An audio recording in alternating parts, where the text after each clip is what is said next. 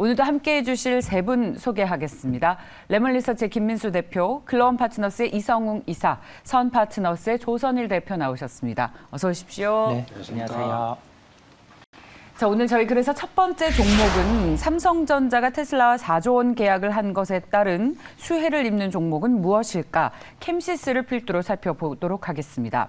관련 종목들이 몇 개가 있죠. 이것뿐만 아니라 어제도 저희 옵트론텍을 봤는데 자, 캠시스를 필두로 4조 계약 수혜로 주가가 우상향할 수 있을지 세 분의 의견부터 들어보겠습니다. 캠시스의 주가가 오늘 22% 넘게 오르고 있습니다. 2,515원을 기록하고 있는데 세 분의 의견은 조선일 대표만 긍정적인 시각을 보여주셨고 나머지 두 분은 X입니다. 조선일 대표께 먼저 들어보고 싶습니다. 네, 종목이 이제 옵트론텍이나 캠시스는 이제 자율주행 거기다 이제 갤럭시 부품 수혜주로 이제 등극이 되고 있죠. 이제 이 종목 같은 경우는 오늘 뭐 급등이 나오고 있는데 전체적으로 보면은 이제 이 이슈로 방금 이제 MC께서 말씀하신 이슈로 이제 급등이 되고 있습니다. 그런데 제가 이제 긍정적으로 보고 있는 이유는 이제 작년에 적자를 기록하고 있다가 금년에 1분기부터 슬쩍 이제 턴 어라운드 하고 있다라고 보여지는데 특히 스핀오프 작년에 스핀오프된 이제 세보 모빌리티가 적자를 기록하고 있다, 그냥 흑자로 들어서고 있습니다. 특히 이 그 세보 모빌리티 같은 경우는 1분기에 소형 전기차죠. 그거를 300대 정도 판매를 해서 분기상으로도 최대 실적을 냈는데 전년 같은 기간에는 한 168대 정도 해서 전년 동기 대비 한 81% 증가를 보이고 있습니다. 특히나 이제 월별 판매를 보니까 3월에 전년 대비 한 105대 에서 대비 금년 같은 경우에 3월에는 247대로 한 135% 증가를 했는데 특히나 이제 국산 배터리를 장착한 초소형 전기차 세보-C라는 모델이 있는데요. 그게 상당히 매출이 좋아지고 있습니다. 거기다가 작년 같은 경우는 전체적으로 한 650대 정도 매출을 보이고 있는데 특히 세보의 이 세보 모빌리티 자회사는 승용차가 국내에서 한 57% 초소형이죠. 거기다가 상용차 부분은 한 40% 매출 규모를 마켓쉐어를 갖고 있는데 금년에 하반기 때 상용 트럭인 0.5톤, 0.8톤 정도 작은 상용 트럭도 이제 출시할 예정입니다. 그러면 중소형 또는 자영업자들이 많이 매출을 살 것 같으니까 매출이 전반기보다는 하반기가 좀 기대되는 그런 종목으로 보여집니다. 그래서 이제 카메라 모듈 관련 회사들이 그래서 어제도 상당히 좋았고 이제 옵트론텍을 필두로 해서 캠시스, 액트로, 퓨런티어와 같은 이 카메라 모듈 관련 주식들의 흐름이 좋은데 자, 김민수 대표와 이성웅 이사께서는 투자 의견을 X로 주셨습니다. 김민수 대표님 뭘 가장 경계하고 계시는 겁니까? 첫째, 네, 이거 믿을 수 있는 기사입니까? 이게 첫 번째 같고요.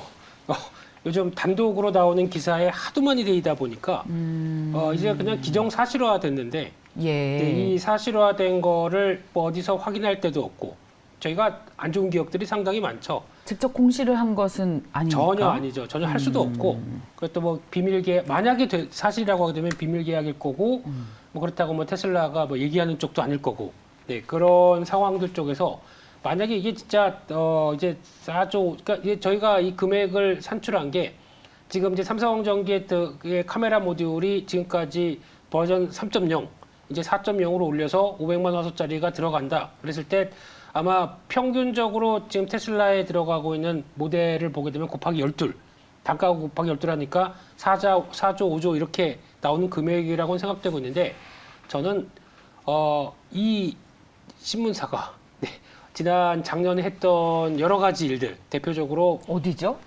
애플카 관련된 언론사가 어디죠? 있습니다. 뭐 단독 보도. 말씀해 주셔도 네, 한경이죠.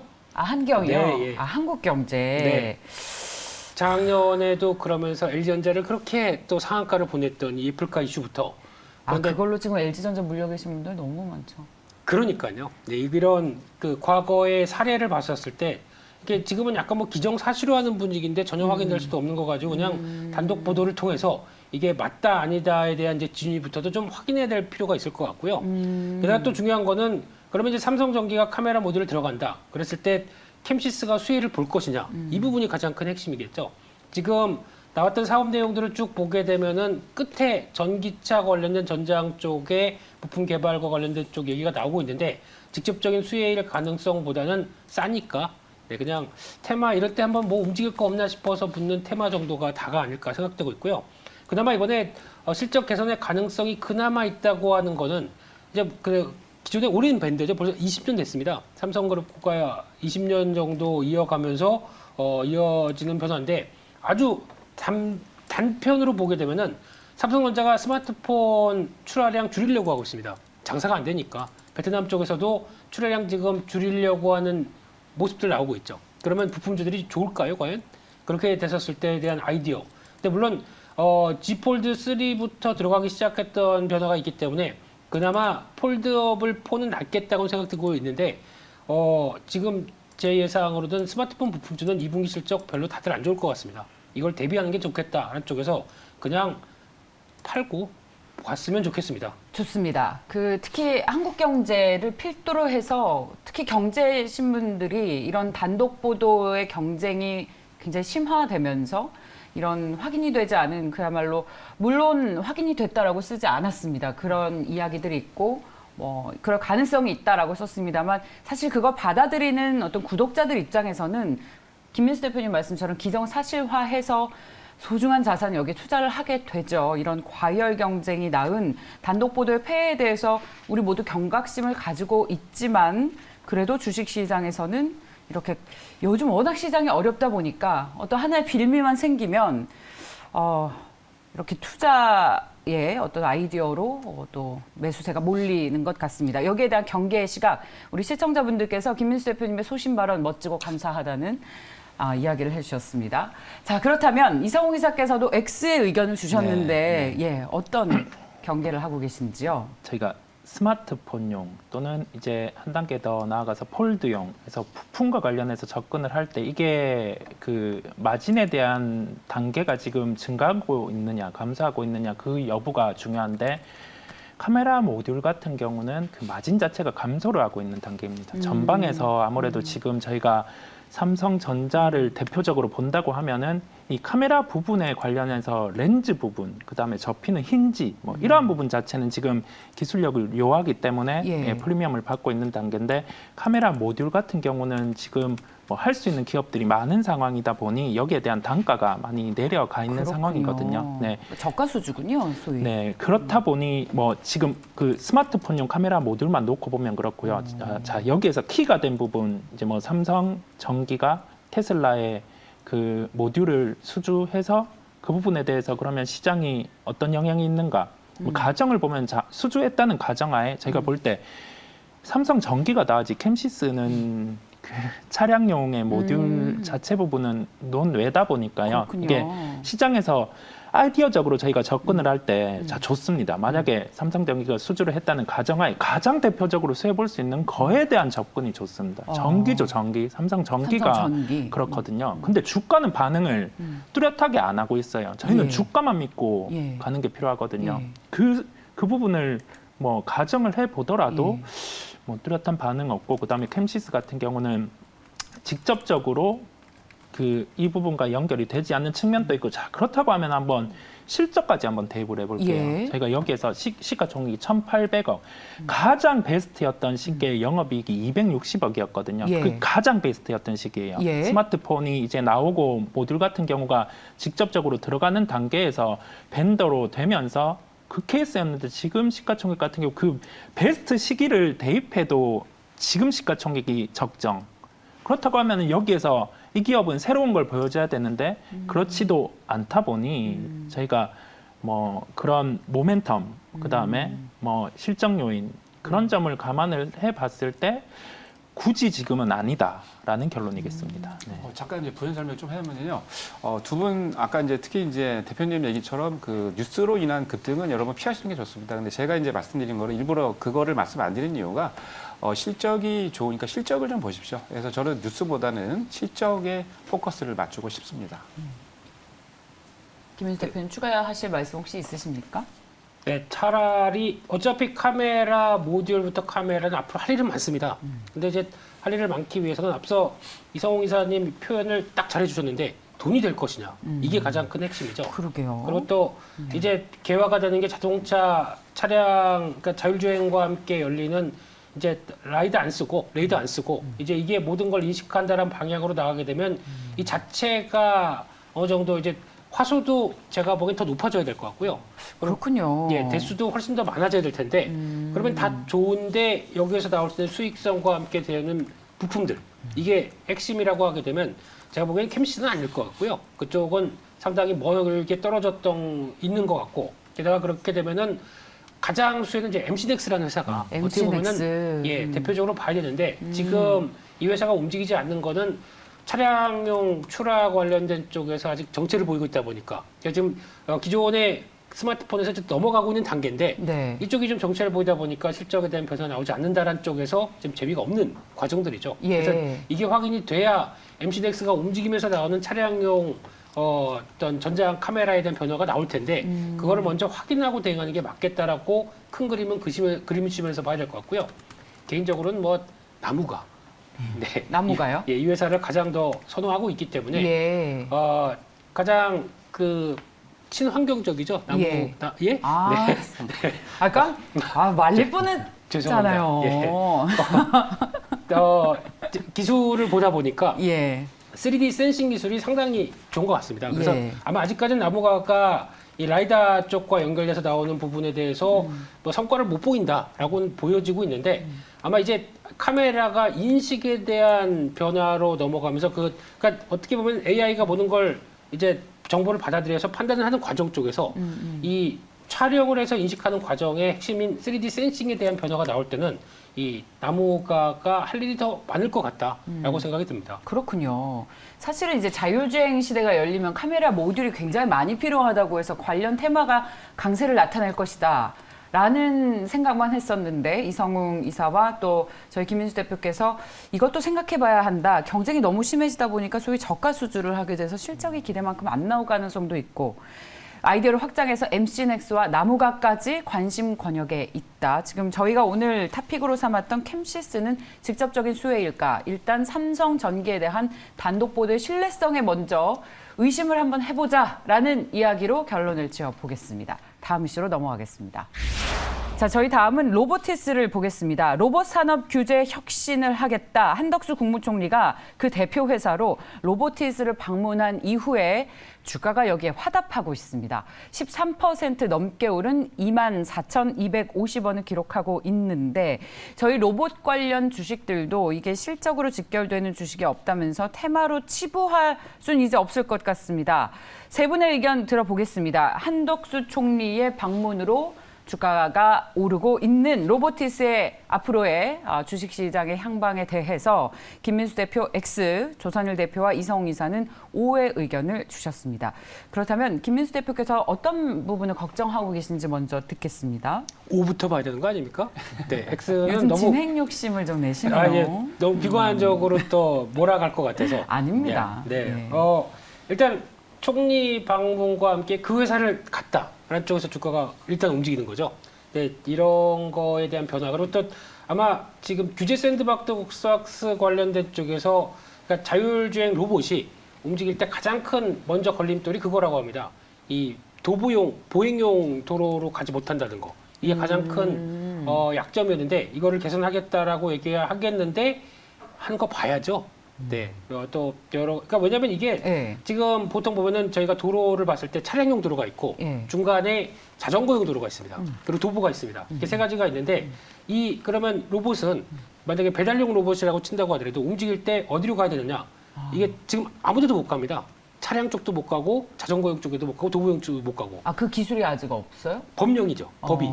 그러면 어디로 갈 수가 없는데 어떻게 로봇을 만들겠습니까? 예. 그러니까 지금 자체로는 움직일 수 없는 게 현실이고요.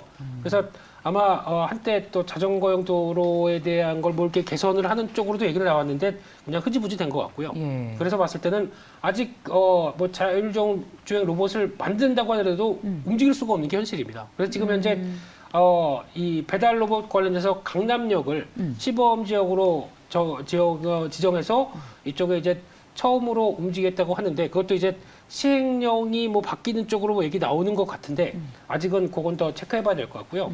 또 더 중요한 거는 로보티스가 계속 부각받는 거는 LG전자가 지분 8% 갖고 있다.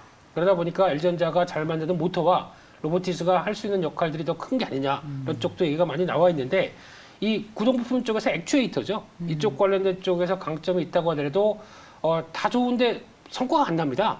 솔직히 지금 1분기 매출액 한 뭐 30%인가에 늘어서 63억입니다. 600억이 아니고 63억입니다. 근데 그래서 올해 한 260억 정도 매출 나올 걸로 보는데 시총이 2,900억입니다. 적자입니다. 네. 계속 적자인 회사가 시총 2,900억 갈 정도의 변화를 저희가 이런 거를 한때 와 뭐 된다라고 해서 메타버스 관련돼서 열광했었죠. 그 트라우마가 있기 때문에 아직 뭐 모르겠습니다. 여전히 로봇은 갈 길이다. 그리고 또 변화가 된다라고 생각 들어도 핵심적으로 매출 260억 나오는 회사에 대한 밸류를 이 정도로 안고 매매를 해야 되겠느냐. 차라리 그냥 이슈 나왔을 때 대응하고 또 빠졌다가 또 기다렸다가 또 타이밍 보고 하는 한정적인 전략밖에 볼 수 없을 것 같습니다. 사실 저 같은 경우 이제 로봇 같은 경우에는 한덕수 총리도 방문을 직접 해서 이제 규제 개선을 신속하게 추진을 하겠다라고 말한 만큼 앞으로의 기대감을 가지고 이런 종목 투자하는 건 어떨까라고 생각을 좀 했었는데 우리 모두가 트라우마를 가지고 있는 메타버스에 접목시켜서 말씀을 해주시니까 갑자기 몸이 확 움츠러드네요. 조선일 대표님은 5회 의견을 주셨습니다. 네. 현행 이제 그 자율주행 로봇 같은 경우는 우리나라에서 법령상 차로 구분돼 있습니다. 그래서 지금 이제 인도나 또는 횡단보도가 통행이 안 되죠. 근데 미국 같은 경우는 뭐 LA 같은 경우에 스타벅스에서 커피를 시키면 집에까지 자율주행 로봇이 인도나 횡단보도를 건너와서 다 배달을 해주죠. 근데 문제는 이제 약간 커피가 쏟아지거나 그런 것도 있는데 한덕수 총리가 어제 이제 로보티즈를 방문하면서 이거에 대해서 터치를 한 겁니다. 그러니까 쉽게 얘기해서 차기 때문에 지금 이런 문제점 때문에 거기다가 실증 요원이 한 명이 붙어서 자율주행 로봇이 움직일 때 도로를 움직일 때죠. 거기에 한 명씩 붙어가지고 가면서 이제 그거를 모니터링 해야 되는데 이게 상당히 까다롭습니다. 그래서 이 규정을 조금 낮춰서 앞으로 조금 보완하겠다라고 말씀을 하셨는데 현재 이게 개선이 되면은 뭐 미국같이 우리나라도 이제 앞으로 자율주행하는 로봇이 혼자 이제 도로를 보행을 하고 왔다 갔다 하면서 배달도 하겠죠. 거기다가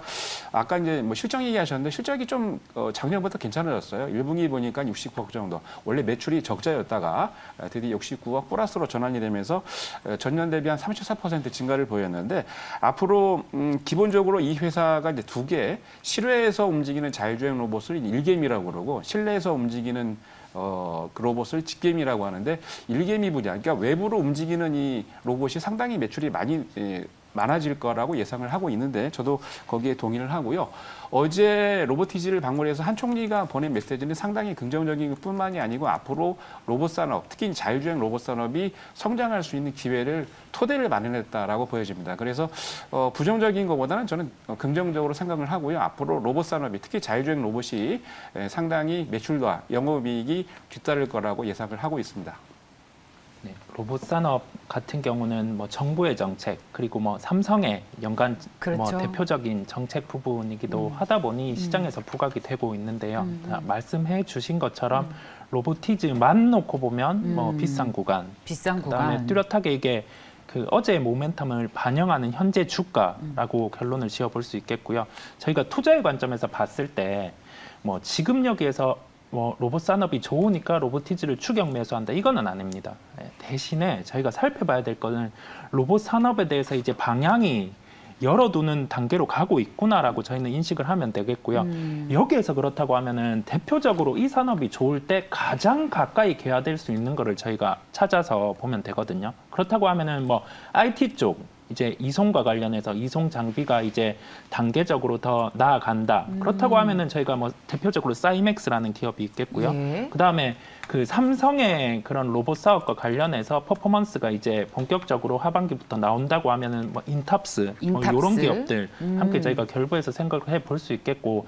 자. 산업이 좋을 때 생각을 할 것. 산업에서 새로운 템포가 나아갈 때는 관련해서 가장 먼저 개화될 수 있는 부분을 저희가 찾아서 그와 가까운 종목을 매매하는 게 뭐 수익에 가까워지는 하나의 방법이라 하겠고요. 이게 새롭게 열리는 산업 안에서 분명히 대표적으로 부각되는 종목들이 있거든요. 근데 예. 이 단계에서 퍼포먼스가 확실히 뭐 이게 예산이 얼마, 이제 삼성 같은 경우 투자를 얼마 있고 우리가 어떤 식으로 한다. 이런 구체적인 안이 나왔을 때가 주가 같은 경우가 더 긍정적인 변화가 있을 겁니다. 다만 뭐 예. 지금 같은 경우 이제 그 새로운 정부에서 이제 모멘텀이 부각돼서 이 기업을 사야 된다. 이런 접근은 안 하는 게 낫다라는 결론이겠습니다. 좋습니다. 저 이성우 이사께서 이전부터 인탑스 또 강조해 오셨던 거 기억에 남는데, 네, 김민수 네, 대표님.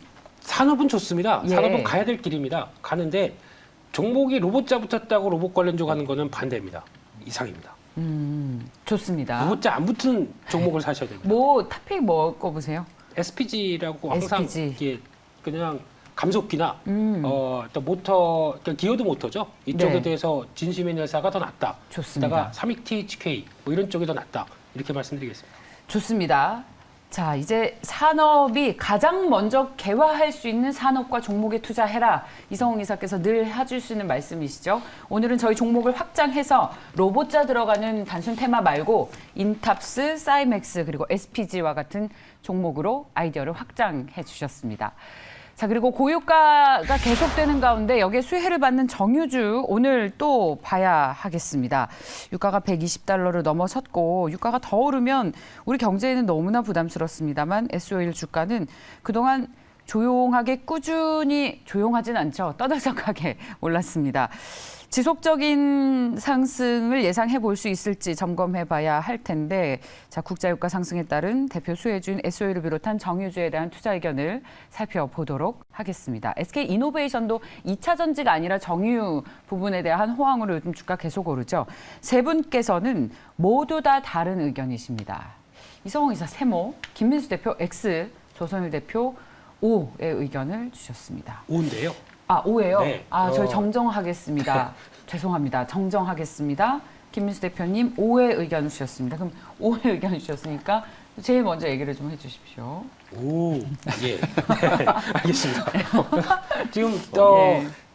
S-오일과 정유 쪽을 볼 때, 그러니까 이만큼 이제 지금 현상에서 딱 보겠습니다. 이만큼 올랐는데 쫓아가야 될 것이냐 이게 고민인 거죠. 그렇죠. 네. 그런데 예. 길게 보게 되면 지금도 그렇게 비싸지 않을 수 있다고 생각이 드는 게 앞으로 그러니까 지금 에너지에 대한 여러 가지 시각들 지금 현재 보면 신재생 에너지 뜨겁죠. 이제 유럽을 필두로 해서 러시아 쪽 거 안 쓴다. 그러다 보니까 거기서 신재생 에너지 이쪽으로 해서 에너지 효율 끌어올리겠다라고 하는 입장이 크다 보니까 관심이 높은데 제가 보기에는 신재생 에너지가 그만큼의 효율이 나올까? 그러니까 저희가 보통 생각하는 이 정도 투자하게 되면 한 40기가와트 정도까지는 충분히 끌어올릴 거야라고 하는 게 변수가 무지 많습니다. 저희가 알고 있듯이 바람과 물과 태양 이게 물은 왜 나오죠? 예, 하여튼 이 모든 게 다 수력 발전입니까? 수력, 뭐 조력, 뭐 다 나와야죠. 이제 네. 전기 끌어올 수 있는 건 다 해야 되겠죠. 이제 앞으로. 근데 이런 발전의 용량들이 그러니까 기후에 따라서 너무 변수가 많기 때문에 저희가 안정적으로 충분히 신재생 에너지로 전력을 공급한다. 이거는 약간 말이 안 됩니다. 그리고 거기다가 이제 중요한 거는 지금 당장이 더 중요하죠. 그러면 지금 이제 북반구는 이제 진짜 윈터 이스 커밍입니다. 예. 이번 여름 지나고 나서 겨울이 오는데 겨울은 이 상태로 나가게 되면 더 난리 날 것 같아요. 왜냐면 지금 당장 필요한 거는 어떻게 보면 전력을 끌어와서 사용해야 되는데 거기서 지금 당장은 화력 발전이나 아직까지는 뭐 석탄 그리고 또 중국 같은 경우는 석탄 발전 비중이 이만큼 제일 높죠. 그리고 또 천연가스 그리고 원유 이쪽으로 이용을 해서 나오는 산업적인 변화, 운송도 경유로 들어가죠. 거기다가 나오는 여러 가지 파장을 봤을 땐 지금 이 상황 쪽에서 여기도 충분히 투자를 해줘야 되는데 신재생 에너지만 보고 간다라고 하게 되면 여기는 계속 소외됩니다. 그런데 수요는 계속 있다고 하게 되면 이게 어떻게 될까요?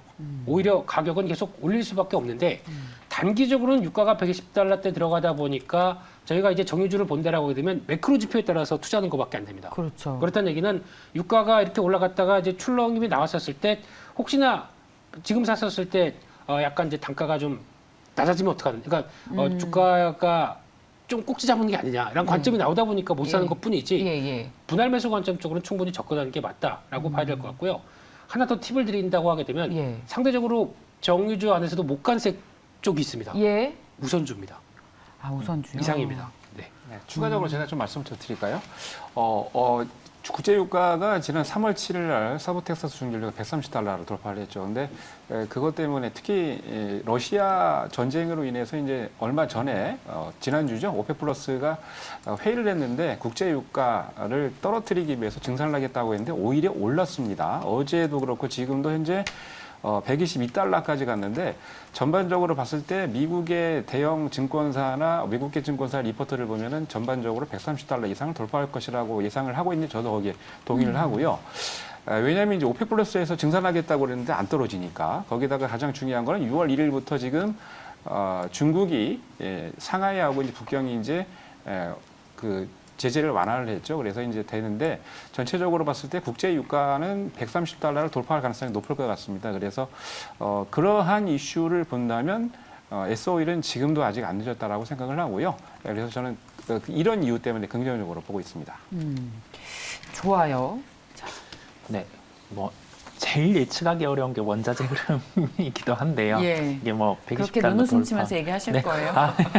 이게 너무 어렵다 보니까 네.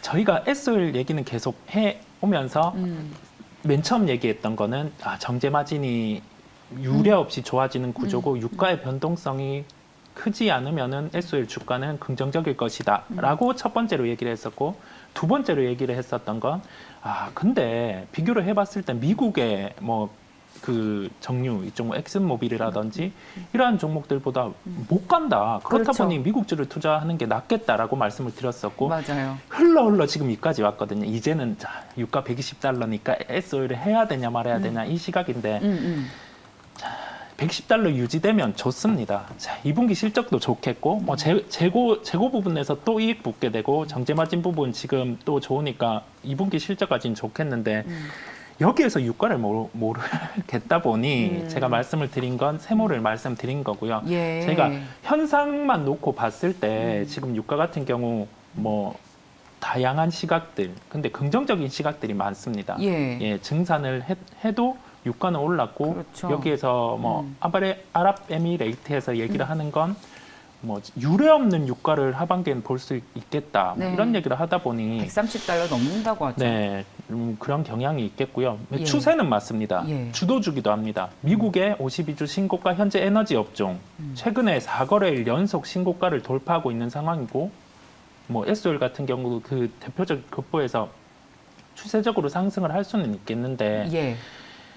천연가스 같은 경우가 뭐 통상 또 그 5년 내 신고가를 랭크를 했다가 어제 이제 마감하고 좀 하락을 하는 모습 저희가 확인을 할 수 있었거든요. 하나의 트리거를 생각해 보자고요. 예. 유가가 빠질 수 있는 요인 뭐 바이든 대통령이 사우디는 안 간다고 했는데 한번 가게 되는 요인이 있을 때 그때는 변동이 될 수 있는 요인이 있거든요. 그렇다 보니 결론적으로 지금 좋습니다. 2분기 실적도 좋을 거고 유가 지금 상방이 열려 있고 모든 상황이 좋은 상황인데 지금 저희가 예전부터 계속 좋다 해 왔다 보니 여기에서는 뭐 지금은 팔 때다. 파는 건 파는 건 아니고요. 아니고. 신규 매수하기에는 좀 말씀드린 게 좀 애매하게 말씀드렸네요. 네. 그러니까 이제 이성훈 기사님이라면 네. 이런 거죠. 국제유가 전망하는 게 워낙 어려우니까 네.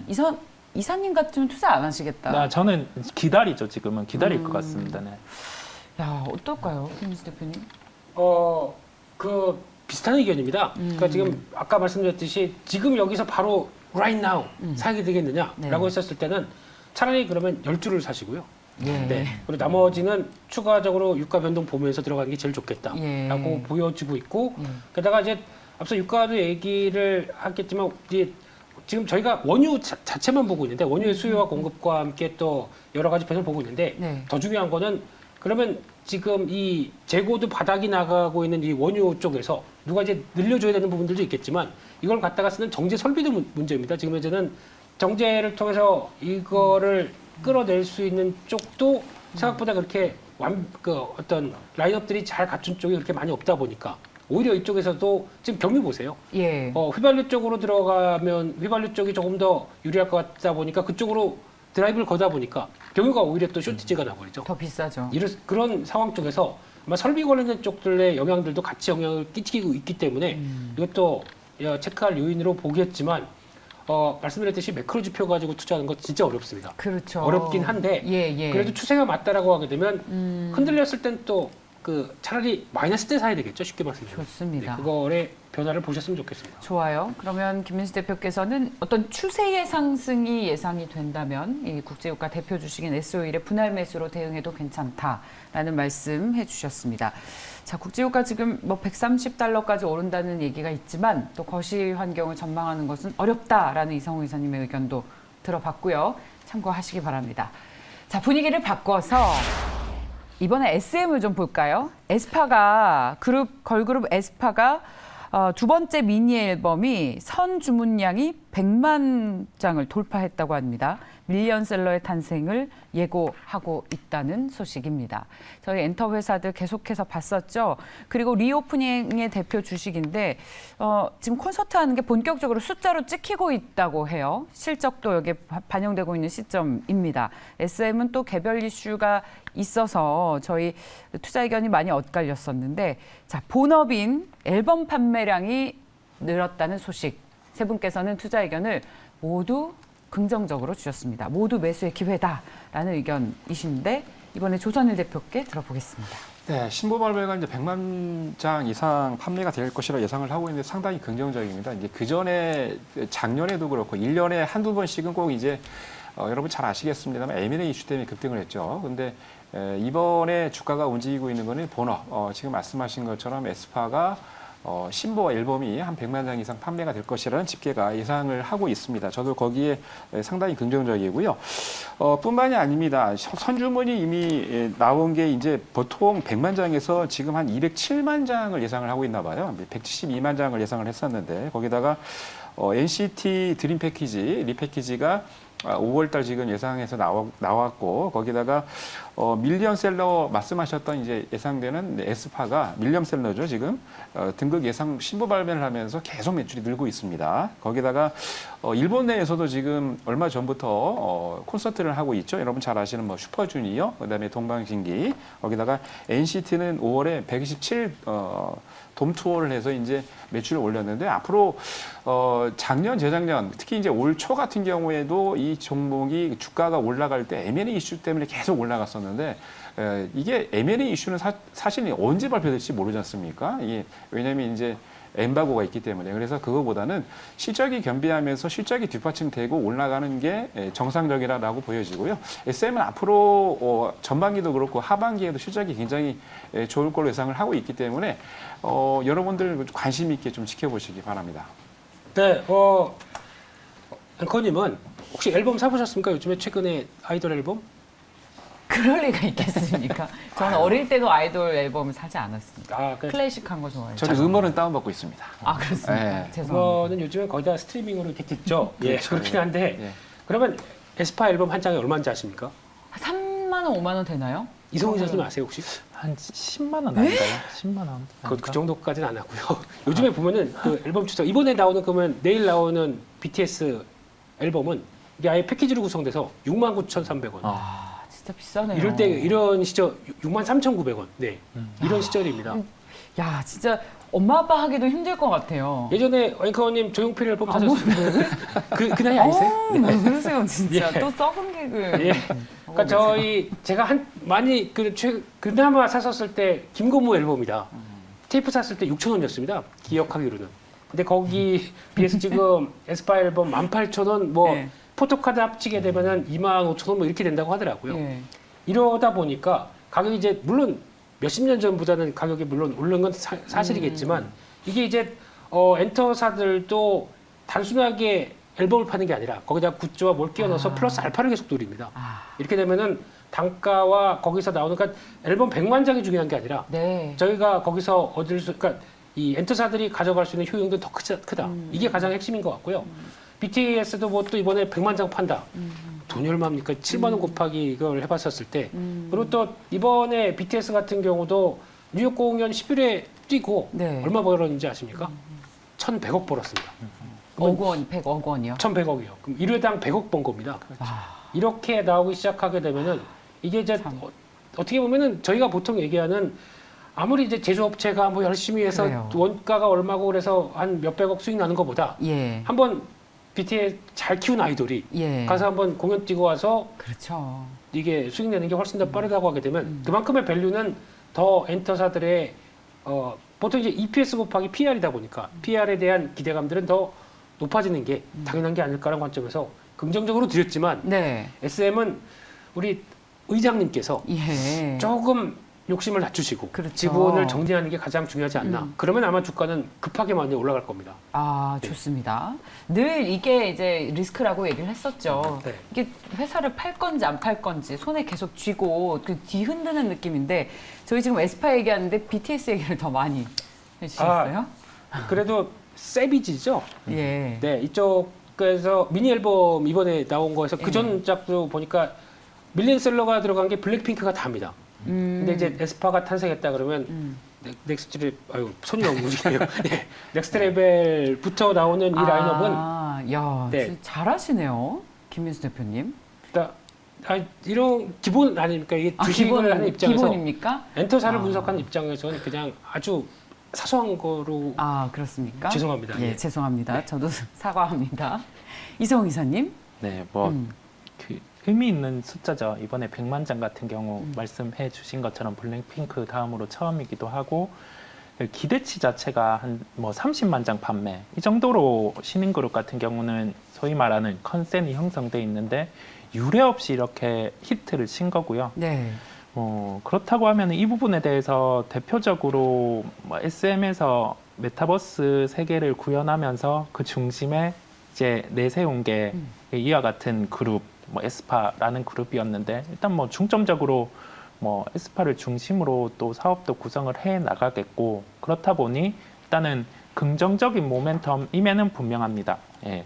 그렇다 보니 이제 그 엔터사 같은 경우는 지금 예전에 저희가 처음에는 뭐 다양한 모멘텀, 뒤에는 이제 뭐 실적으로 여기에서 더 빠질 그게 있을까라는 얘기를 많이 했었는데 이제는 모멘텀에 반응하기 시작을 했거든요. 어제의 JYP, 오늘의 SM, 뭐 이렇게 뭐 모멘텀에 반응하는 시장 국면에서는 네. 예, 관심을 가지고 살펴봐야 된다는 결론이겠습니다. 좋습니다. 엔터 회사에 대한 투자 의견 모두 O로 제시를 해주셨습니다.